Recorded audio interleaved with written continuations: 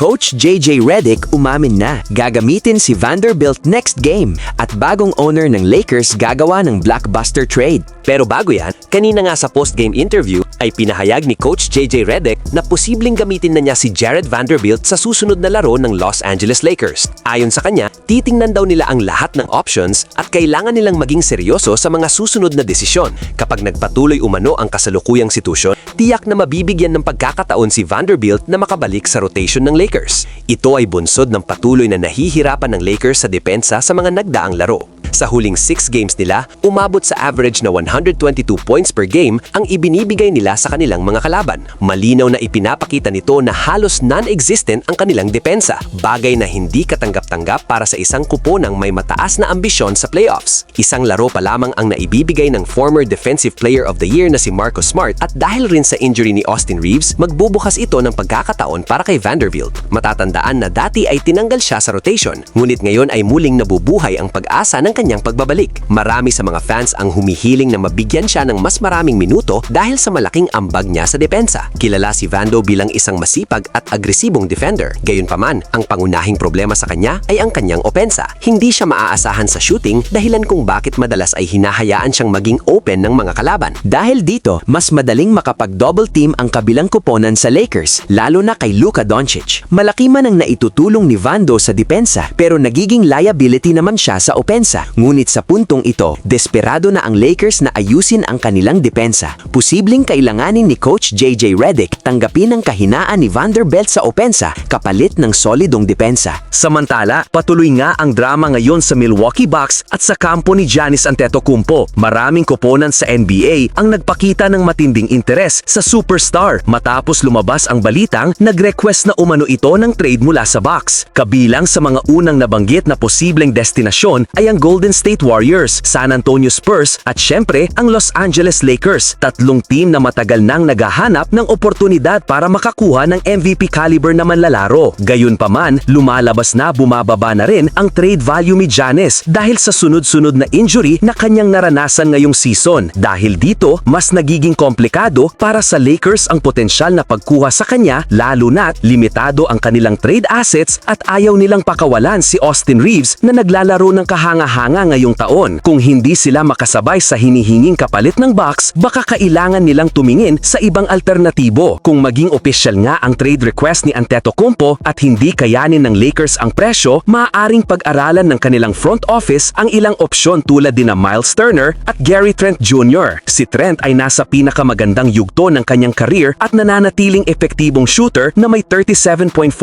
3-point shooting. Sa presyong 3.7 million, isa siyang murang piraso na maaaring magbigay ng kinakailangang floor spacing. Samantala, si Miles Turner ay matagal nang nauugnay sa Lakers sa nakaraang mga taon. Kahit nadagdagan na sila ng DeAndre Ayton, posibleng subukan pa rin nilang kunin si Turner lalo na't medyo mababa ngayon ang trade stock nito. Sa huli, kung nais talagang umalis ni Giannis bago ang trade deadline, dapat maging bukas ang Bucks sa lahat ng posibilidad. Marami pa silang solidong NBA players na maaaring maging mahalagang piraso para sa iba pang kuponan at maaaring magsimula rito ang panibagong direksyon ng Milwaukee.